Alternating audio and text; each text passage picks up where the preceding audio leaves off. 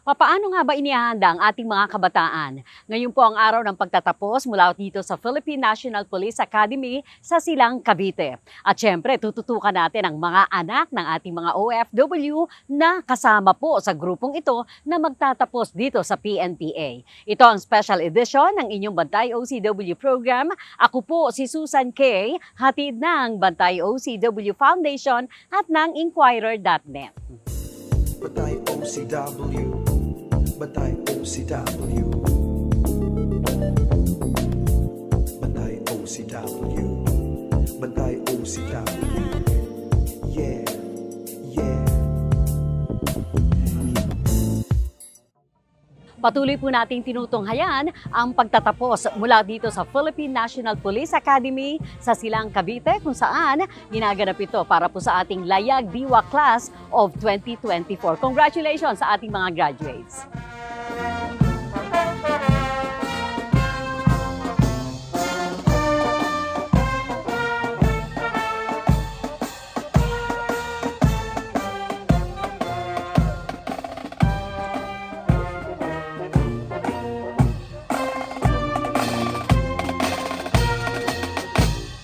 At ito po ang Layag Diwa Batch 2024.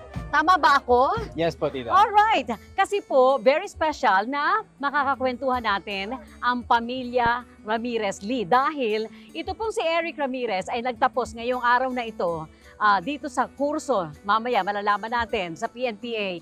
Bata pa siya, 4 years old pa lamang po siya nang makilala ng ating Bantay OCW program. Kaya gulat na gulat po tayo. Naririto na siya, oh. Yes po, Eric, ma'am. Yes, ma'am. natatandaan mo? Of course, Kung paano ma'am. tayo nagkita? Yes, ma'am. Grabe. I can remember it like it was still yesterday. Congratulations! Thank you very much, ma'am. Alright, this is Eric, ang ating PNPA graduate. At si Shote naman, kung tawagin, ano nga ang buong pangalan mo, anak? Richwin Ramirez Lee po. First year, ano? Yeah, Papasok, nakadete rin dito sa PNPA. Siyempre, ang kanyang butihing mami, the one in yellow, si Marivic Ramirez. Marivic Ramirez Lee at ang kanilang, ang girlfriend naman ito ni Eric. Tama? Yes, ma'am. Oh, wow. And your name is? Rachel. Okay. Bakit ka magpupulis? It all started when I was young po, ma'am. Mm-mm. Wherein like, I was actually fond of watching movies that would perhaps fight against the bad guys. It all started with RoboCop, Batman, and I told myself, I wanted to be like that guy in the cape. I wanted to be someone who the people would look up to and someone who would become the voice of the people and defend the innocent, ma'am. So talagang kinarir mo yun, ginol mo yun, Oh, ha? yes, ma'am. Parang Oo. sila po yung naging they became my persona when I was young. But as I grew older, my hunger, my passion for law enforcement and public service, ma'am, fostered even further, ma'am. Ano yung naging inspirasyon mo, Eric? Kasi alam ko ang mami, hindi ba yung kumontra?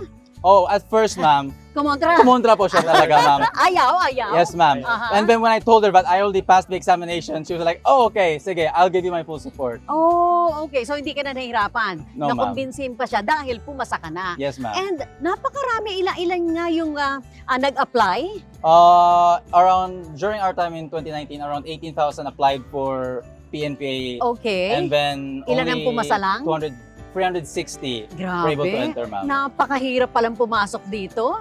At napakapalad mo. Congratulations, nakasama ka Yes, doon. ma'am. I was just lucky, ma'am. Oo. Ano yung mga challenges mo habang nandito sa academy? Challenges, one of which was the transition, ma'am, Mm-mm. from a civilian perspective to a regimented way of living, ma'am. It was hard since we were actually raised in a small and simple home po, ma'am, and then all of a sudden, I entered here in a very militaristic type of upbringing wherein we need to wake up 4 a.m. We would run 10 rounds, 15 rounds around the oval.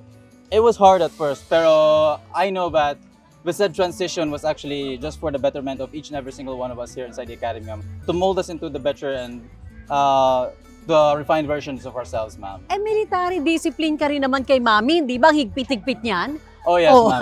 Ayaw pa nga niya mag-girlfriend ko, ma'am, back in O the day. ayaw pa. kahit yung pag-girlfriend namin sa girlfriend ko, take life din, ma'am. O talaga? Yes, ma'am. Okay, paano mo binuno at talagang nakatapos ka ngayon? Sa loob ng 4 years? Yes, ma'am. Anong kurso ang tinapos mo dito sa PNPA? The course inside here in the Philippine National Police Academy is Bachelor of Science in Public Safety, Okay. wherein all of the graduates, if they finish the said program, will be immediately appointed as police lieutenants in the Philippine National Police, ma'am. So ngayon, tenyente ka na. Yes, Dapat ang ma'am. tawag ko sa iyo, Tenyente Eric Ramirez Lee. Yes, ma'am. Okay. Pagkatapos nito, may mga assignment na kayo, hindi ba? May mga chosen assignment kayo? Yes, ma'am. Anong napili mo? For now, we were instructed to report to Krame for a month since we will be having orientations and we will be having other files and paperwork needed to process. Mm-mm. And however, for our unit assignment, there was a unit that came to the Philippine National Police Academy and they said that they were open for the graduates of 2024 and that unit was the Special Action Force po, ma'am. Anong nakikita mong contribution na ibibigay ng grupo ninyo itong Layag Diwa Batch 2024 sa Philippine National Police? I could say, ma'am, that our class is very indeed unique because our class was able to bring the Philippine National Police to the international standards, ma'am. We have cadets who were able to compete in Korea. We have cadets who were able to go to Atlanta, USA, ma'am. We have cadets who were able to go to Albania, ma'am. Like the class of 2024 was able to do one of the few things rather, that the other classes could not do, since we were able to send our very own classmates abroad to represent not only the Philippine National Police Academy as a whole, but the Philippines, ma'am. Wow, congratulations. So, anong message mo sa mga gusto rin na maabot ang katulad ng naabot ngayon ni Teniente Eric Ramirez Lee na magsisimula ka ngayon sa iyong karerang tatahakin? To the aspiring cadets po, to the youth out there who wants to be a member of the Long Maroon Line, please do not be shy. Head on over to the Philippine National Police Academy website, pnpa.edu.ph. Click on the application, apply now while you still can, and after taking the Philippine National Police Academy cadet admission test, who knows, you might be one of us soon who will be part of the Long Maroon Line and become commissioned officers in the Philippine National Police. Alam mo ba ang number 1 fan mo ay walang iba, kundi ang iyong mami? Dito ka nga muna, mami. Oh my gosh. Oh, anong message mo kay mami? Alam ko na talagang iginapang ka ni Oh, yes. Mami Marivic. Actually, ma'am, everything that I am today, I owe it all to her, ma'am. I will not be where I am. I will not be standing here, right now, ma'am, without her sacrifices, ma'am. Oh. With that said, ma'am, I love her with all my heart, ma'am. Oh, wow. Oh. Ang reaction, mami?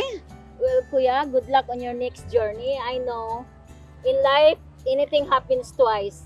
In dreams and in reality. You're living the dream and now reality to become a PLT. That's all.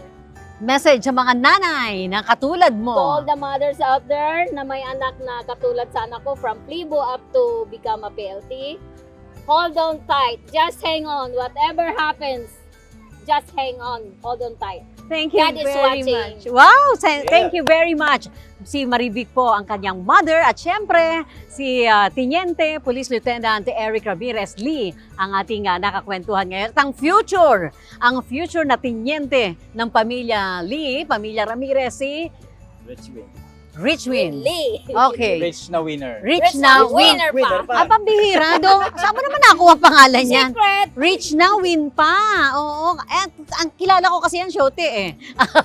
Si Shote. Oo. Okay. And Rachel, thank you very much. Congratulations sa inyo. Thank you very much, Maraming ma'am. salamat. Mga kaibigan, ito po ang inyong espesyal na edisyon dito lamang sa PNPA mula po sa Silang, Cavite para po sa natatanging graduation ceremony na ginawa po dito sa PNPA. At syempre, ang ating pagbati at talagang namang napakasaya ng aming programa na makita ang batang 4 na taon ngayon. Noon, ngayon po ito, teniente na at nagtapos sa Philippine National Police Academy kung saan naging guest of honor naman ang kanilang Commander-in-Chief, walang iba, ang Pangulo ng Pilipinas, si Pangulong Ferdinand Bongbong Marcos kasama ng ilang mga kalihim o secretary ng pamahalaan.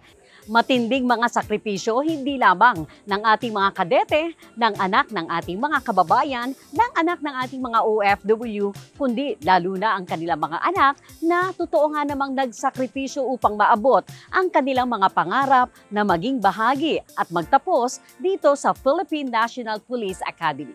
Ito po ang inyong Bantay OCW Foundation mula po sa Inquirer.net para po sa ating special edition. Ako po si Susan Kay.